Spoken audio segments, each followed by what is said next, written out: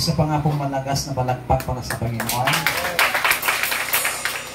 Yung awit pong iyon ay sariling compose po ng worship director ng North Luzon Region, si Jasper, yung ating pong drummer. May dalawang pong compose ang ating worship director na kanila pong inaawit. At itong ating mga musician, sila po ay galing sa tatlong simbahan ng City of God. Dalawa po ang galing dito sa City of God, Pugo, Cecilio. May galing po sa City of God sa Abit, Kuya po, at may galing din po sa City of God, Balincanaway, Rosales, Pangasinan.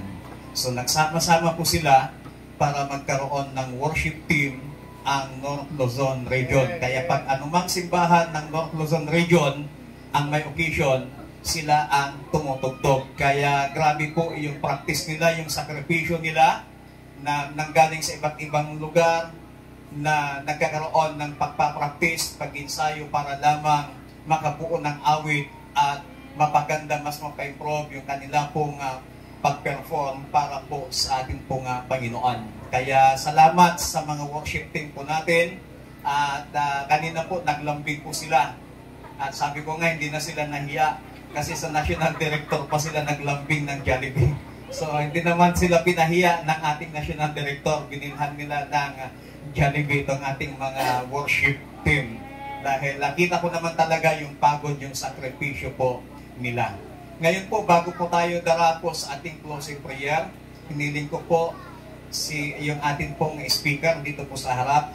Pastor Atuta, asan yung niling ko yung atin pong MC dito po sa harap. Sister Raquel at saka si Madam Berly dito po sa harap.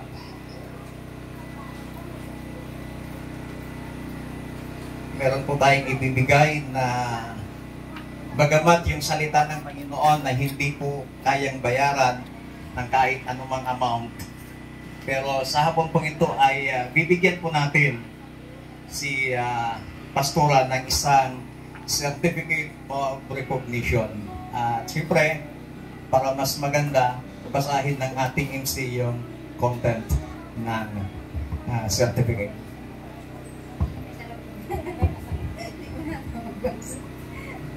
Hindi ko mabasa.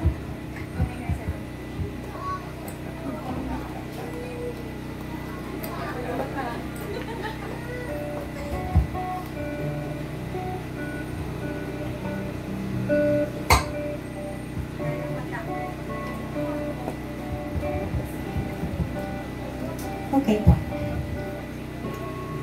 City of God Mission Ministry Corporation, Pugo, Cecilio, Santa Ignacia, Tarlac. A certificate of recognition.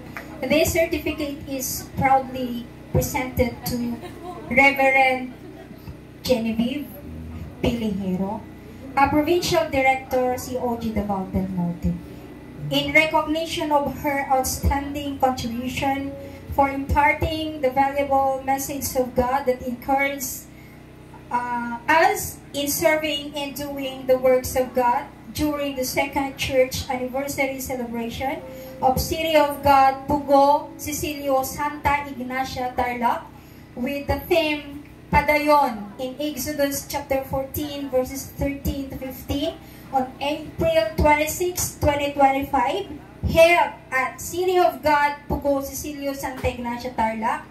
Given this 26th day of April 2025 at City of God, Pugo, Cecilio, Santa Ignacia, Tarlac. Signed by Madam Terly Pineda. Signed by me, by Sister Raquel Rumbawa, and our senior lead pastor, Bishop Jude Briones.